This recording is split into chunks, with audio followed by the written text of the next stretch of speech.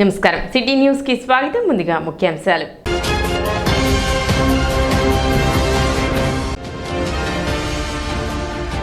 శుక్రవారం జరిగే అమరావతి పునర్నిర్మాణ సభను జయప్రదం చేయాలి. మంత్రి రాంప్రసాద్ రెడ్డి పిలుపు.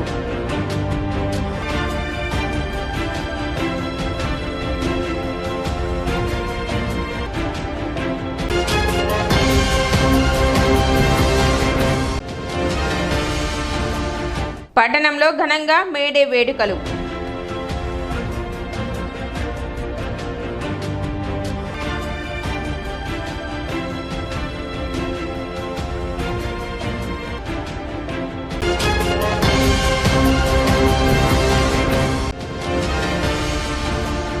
తెనాలిలో జరిగిన మేడే వేడుకలలో పాల్గొన్న ఎమ్మెల్సీ ఆలపాటి రాజేంద్ర ప్రసాద్.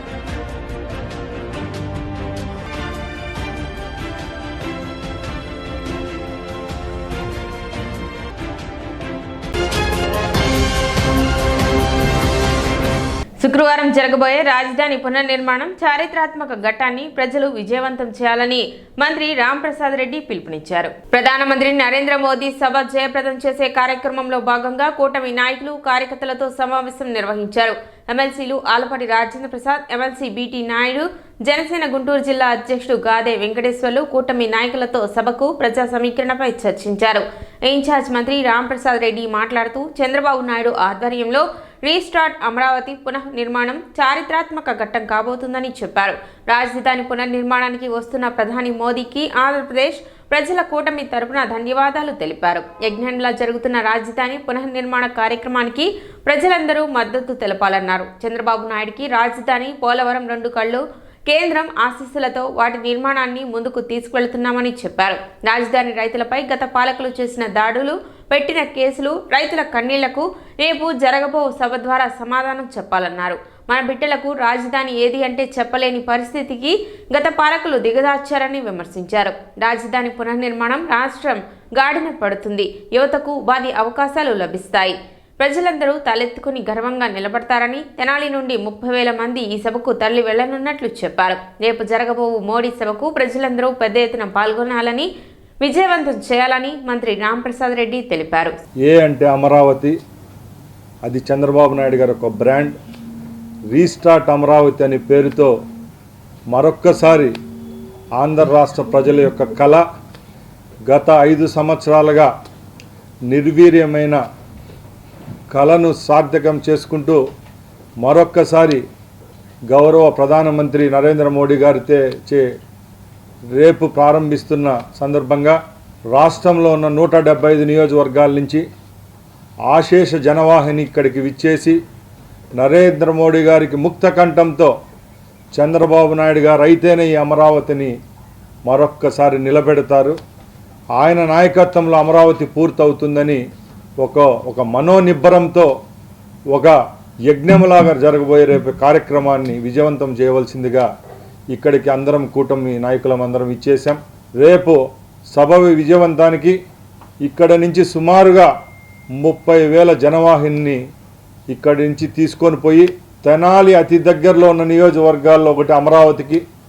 రేపు మీ అందరికీ తెలుసు, అమరావతి అభివృద్ధి చెందితే చుట్టుపక్కల ఉండే డెవలప్ అయ్యే 4-5 నియోజకవర్గాల్లో మన తెనాలి కూడా ఉంటుంది కాబట్టి అందరికంటే మన మీద ఎక్కువ బాధ్యత ఉంది. కాబట్టి తప్పకుండా ఇక్కడున్న శ్రేణులందరికీ మేము ఇక్కడికి వచ్చిన నాయకులందరం ముక్త కంఠంతో చెప్తున్నాం, రేపు నరేంద్ర మోడీ గారికి చంద్రబాబు నాయుడు గారి యొక్క సత్తా చూపియాలా. ఈరోజు కూటమి ప్రభుత్వం ఏర్పాటైన తర్వాత చంద్రబాబు నాయుడు గారి కళలు ఏవైతే ఉన్నాయో పోలవరం అలాగే అమరావతి 2 కళ్ళు లాంటివి, ఈ రెండిటిని సహకారం చేసుకునేదానికి కేంద్రం యొక్క ఆశీస్సులతో కార్యక్రమాలను ముందుకు తీసుకొని పోతున్నాం.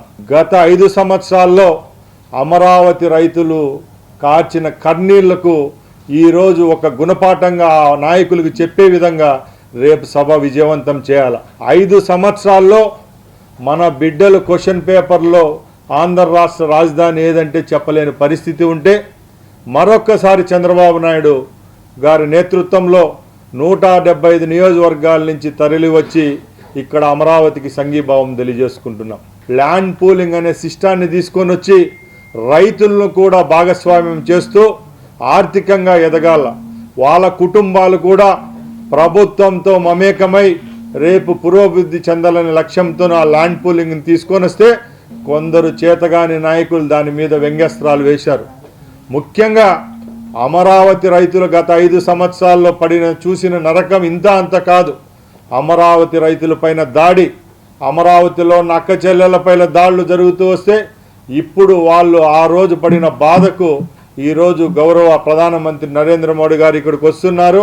తప్పకుండా రేపు 50,000 ఎకరాల్లో అమరావతి పూర్తయితే మనం మరొక్క హైదరాబాదు నారా చంద్రబాబు నాయుడు గారి నాయకత్వంలో ఇక్కడ నెలకొల్పేదానికి ఒక ఆస్కారం ఉంది. మన బిడ్డలకైతేనే రేపు రాబోయే భవిష్యత్ తరాలకు ఉపాధి అవకాశాలు కల్పించుకునేదానికి కూడా ఒక అవకాశం ఉంటుందని తెలియజేసుకుంటున్నాం. సమావేశంలో ఎన్డీఏ కూటమి శ్రేణులు పాల్గొన్నారు.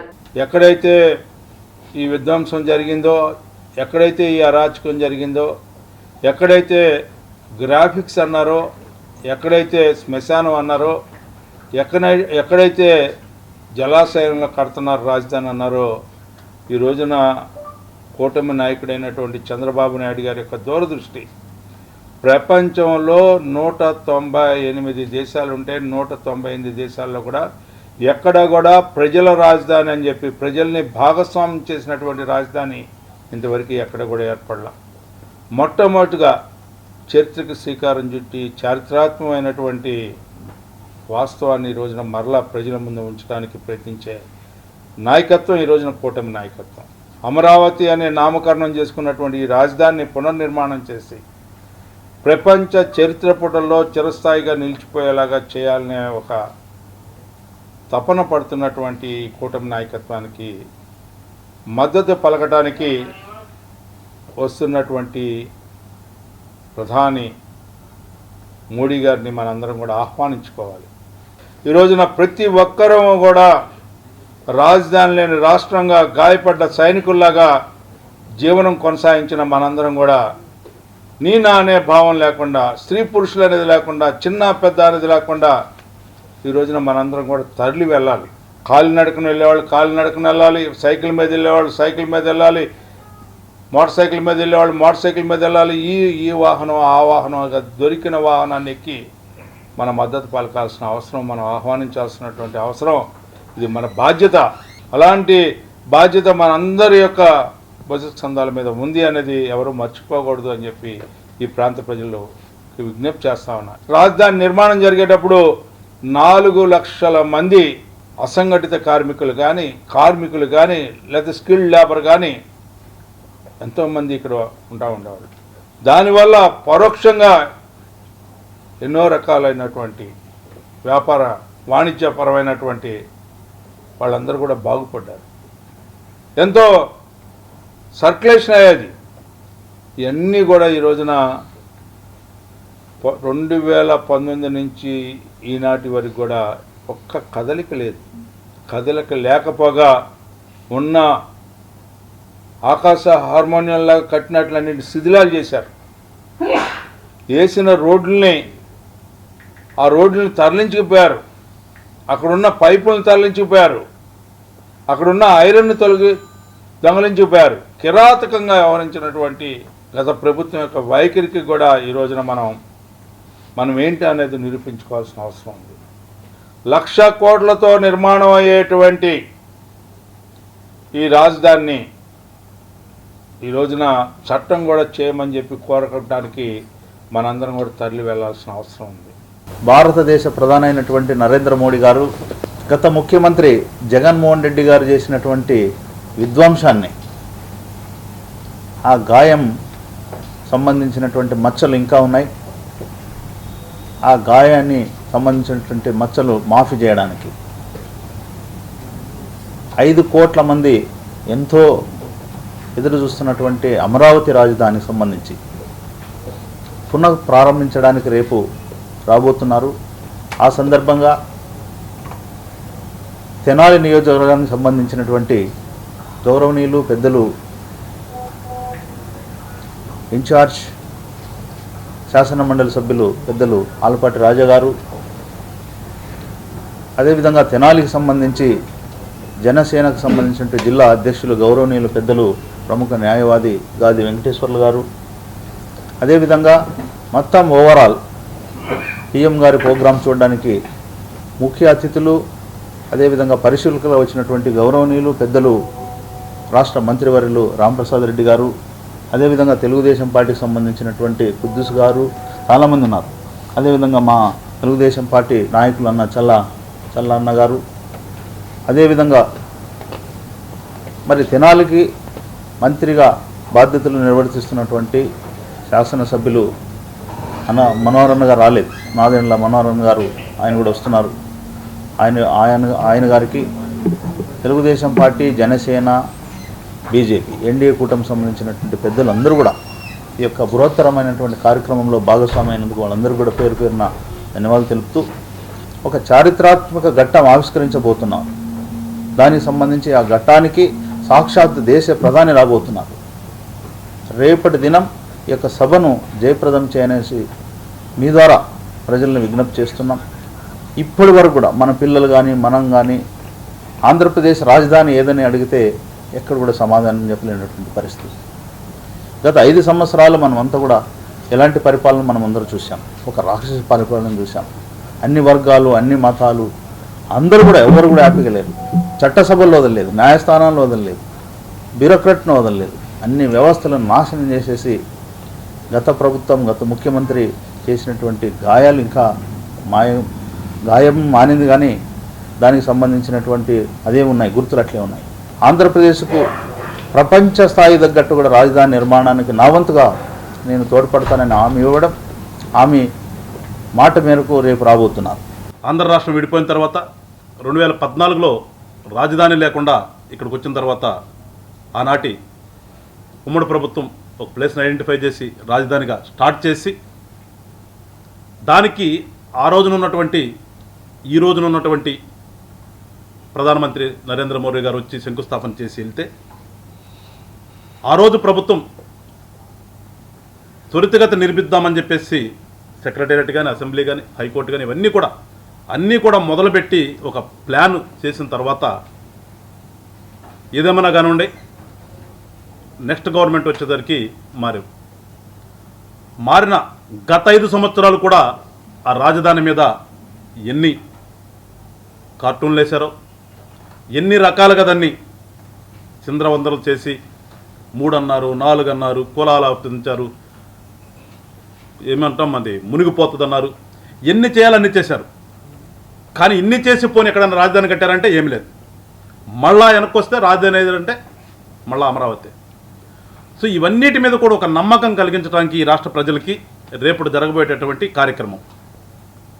గతంలో శంకుస్థాపన చేశాడు, వదిలేశాడు అనే అపప్రదను పోగొట్టుకుని ఈ 4 సంవత్సరాలు ఇక్కడ ముందున్నటువంటి ఈ 4 సంవత్సరాల్లో రాజధానిని నిర్మించి ఆంధ్ర రాష్ట్రానికి అమరావతి రాజధాని అని నమ్మకం కలిగించడం కోసం రేపు భారీ ఎత్తున కార్యక్రమం జరుగుతుంది. దానికోసమే మళ్ళా ప్రధానమంత్రి గారు వచ్చి కొన్ని ప్రాజెక్టులకు శంకుస్థాపన చేయటం, అందుకనే పునర్నిర్మాణము అని రేపు దానికి నామం కూడా పేరు కూడా పెట్టడం జరిగింది. దేశ ఆర్థిక వ్యవస్థ అభివృద్ధిలో కార్మిక రంగం ముఖ్యమైన పాత్ర పోషిస్తుందని, దేశ జనాభా దాదాపుగా 92% మంది కార్మికులేనని, కార్మికుల పరిరక్షణకై అనేక చట్టాలు చేయబడ్డాయని 1వ అదనపు సివిల్ న్యాయమూర్తి వివేక్ వర్ధన్ పేర్కొన్నారు. గురువారం కార్మిక దినోత్సవాన్ని పురస్కరించుకుని తెనాలి 11వ అదనపు జిల్లా న్యాయమూర్తి మరియు తెనాలి మండల న్యాయ సేవాధికార సంస్థ చైర్మన్ డి శ్రీనివాసులు ఆదేశాల మేరకు కొత్తపేటలోని ది తెనాలి తాపీ వర్కర్స్ అసోసియేషన్ భవనం నందు న్యాయ విజ్ఞాన సదస్సు నిర్వహించారు. ఈ సదస్సుకు ముఖ్య అతిథిగా హాజరైన న్యాయమూర్తి కార్మికుల యొక్క జెండాను ఆవిష్కరించి తదనంతరం జరిగిన సభను ఉద్దేశించి మాట్లాడుతూ అసంఘటిత రంగ కార్మికుల చట్టం 2008 సెక్షన్ 2M ప్రకారం భవన నిర్మాణ రంగ కార్మికులు, స్వయం ఉపాధి కార్మికులు అందరూ అసంఘటిత రంగం కిందకు వస్తారని చెప్పారు. ఈ చట్టం యొక్క ముఖ్య ఉద్దేశం సామాజిక భద్రత మరియు సంక్షేమం అందించడమని, కేంద్ర రాష్ట్ర ప్రభుత్వాలు ఉమ్మడిగా కార్మికుల యొక్క జీవితం, వైకల్యం, వృద్ధాప్యం, గృహ నిర్మాణం, విద్య, ఉపాధి మొదలైన వాటిని అనుసంధానం చేసి పలు పథకాలు రూపొందించడం జరిగిందన్నారు. ఈ పథకాలకు కేంద్ర రాష్ట్ర ప్రభుత్వాలు నిధులు సమకూరుస్తాయన్నారు. ఈ చట్టం అమలు కోసం దేశ స్థాయిలో జాతీయ సామాజిక భద్రతా బోర్డు మరియు రాష్ట్ర స్థాయిలో రాష్ట్ర సామాజిక బోర్డులు ఏర్పాటు చేయడం జరిగిందన్నారు. ఈ బోర్డులు కార్మికులకు గుర్తింపు కార్డులు అందజేస్తాయని, అలాగే బోర్డులో సభ్యత్వం తీసుకున్న వారికి వివిధ సంక్షేమ పథకాలకు అర్హులుగా చెప్పారు. కార్మికులకు న్యాయ వ్యవస్థ కూడా రక్షణ కల్పిస్తుందని, చట్టాన్ని సక్రమంగా బోర్డులు అమలు చేయడంలో విఫలం అయినప్పుడు న్యాయ వ్యవస్థ రక్షణగా నిలబడుతుందని చెప్పారు. కార్మికుల హక్కులకు భంగం వాటిల్లినట్లయితే వారు తప్పకుండా న్యాయస్థానాలను ఆశ్రయించవచ్చునని, న్యాయ సేవా కమిటీల ద్వారా వారికి న్యాయ సహాయం అందుబాటులో ఉంచినట్లు తెలిపారు. బ్రిటిష్ కాలం నుంచి చూసుకుంటే చాలా కార్మికులు పోరాడుతూ కొన్ని చట్టాలని సవరణ చేసుకుంటూ వచ్చారు. వాళ్ళు చనిపోవడం వల్ల, వాళ్ళు కష్టపడడం వల్ల చాలా చట్టాలని సవరణ చేసుకుంటూ వచ్చారు. అందులో కొంతవరకు 3 ముఖ్యమైన సవరణలు ఏం చేశారు అంటే, ఒకప్పుడు కార్మికులు 8 గంటల కన్నా పైన పనిచేసేవాళ్ళు, కానీ ఇప్పుడు దాన్ని కుదించడం జరిగింది. అది 8 గంటల వరకు చేశారు. ఒకవేళ 8 గంటల కన్నా ఎక్కువ పని చేస్తే దానికి ఎక్కువ వేతనం, అంటే పనికి తగిన శ్రమను కల్పించడం, దానికి తగిన వేతనం ఇవ్వడం, తగిన వేజెస్ ఇవ్వడం, అది సృష్టించారు. అలాగే ఇంకొకటి స్త్రీలు అనేవాళ్ళు రాత్రిపూట పని చేయడం నిషేధం. ట్రేడ్ యూనియన్స్ యాక్ట్ మనం స్వాతంత్రం రాకముందే వచ్చింది, దాన్ని సవరణ చేసుకుంటూ వచ్చారు. ఒకవేళ దాన్ని రిజిస్ట్రేషన్ అనేది చేసుకుంటే మంచిదంటే ఒక 7 మంది, 1, 2, 3 కాకుండా ఒక 7 మంది కలిసి ఉండి మినిమం 7 మెంబర్స్ ఉంటే పేమెంట్ ఆఫ్ వేజెస్ యాక్ట్, దాంతోపాటు మినిమం వేజెస్ యాక్ట్, ఈ 2 ఏంటంటే ఎవరికి ఎంత స్కిల్కి ఎంత వేజెస్ ఇవ్వాలి అంటే, ఒక కర్మాగారంలో, ఒక ఫ్యాక్టరీలో కానీ మైన్స్లో కానీ చూస్తే మనం ఒక 1000 కన్నా తక్కువ ఉన్నారనుకోండి, సెక్షన్ 5లో చెప్తుంది. 1000 కన్నా అంటే సెక్షన్ 5 విభాగంలో చెప్తుంది. ఒక 1000 కన్నా తక్కువ మంది కర్మాగారంలో పనిచేస్తే మాత్రం వాళ్ళకి నెలసరి ఆదాయం, అంటే మనం ఈ నెల ఇంత పని చేసాం, దానికి నెలసరి ఆదాయం వచ్చే మంత్లో 7 లోపల వాళ్ళ అకౌంట్లో జమ చేయాలి. అసిస్టెంట్ లేబర్ కమిషనర్ డివి శివప్రసాద్ మాట్లాడుతూ, కార్మికుల కోసం ప్రభుత్వం నిర్దేశించిన పథకాలను ఉపయోగించుకోవాలని, వాటి పట్ల అవగాహన కలిగి ఉండాలని, పథకాల పట్ల అవగాహన లేకపోతే తమ కార్యాలయానికి వచ్చి సంప్రదించవచ్చని చెప్పారు. మేడే అనేది ఈనాడు వచ్చినటువంటి అంశం కాదు. ఇది చాలా సంవత్సరాల క్రితం అమెరికాలో జరిగినటువంటి అనేక పరిణామాల తాలూకా. ఎందుకంటే ప్రపంచంలో ముఖ్యంగా మెకనైజేషన్ అంటే యాంత్రీకరణ, పారిశ్రామిక విప్లవాలు అనుసంధానంలో ఈ మేడే అనేది ఆవిష్కృతమైంది. ఎక్కడైతే ఇండస్ట్రియల్ డెవలప్మెంట్ బాగా జరిగిందో అక్కడ కార్మికులు స్థితిగతుల మీద పోరాటం జరిగి, ఆ విధంగా అమెరికాలో 1886 సంవత్సరంలో ఈ మేడే అంటే ముఖ్యంగా 1886 సంవత్సరంలో అమెరికాలో జరిగినటువంటి ఒక స్ట్రైక్ వలన ఇది ఆవిష్కృతమైంది. ఎందుకంటే పరిశ్రమలు అనేది కార్మికులు లేనిదే పరిశ్రమలు లేవు. కార్యక్రమంలో లేబర్ ఆఫీసర్లు M Vinay Kumar, BM Subhani, the Tenali తాపీ వర్కర్స్ అసోసియేషన్ అధ్యక్ష కార్యదర్శులు కెవై రాజు, దుడ్డెంపుడి నాగరాజు, న్యాయ సేవాధికార సంస్థ సిబ్బంది మెహబూబ్, ఎర్రంశెట్టి అనిల్ కుమార్, విజయ్, పెద్ద సంఖ్యలో తాపీ కార్మికులు పాల్గొన్నారు. ఇప్పుడు చిన్న విరామం.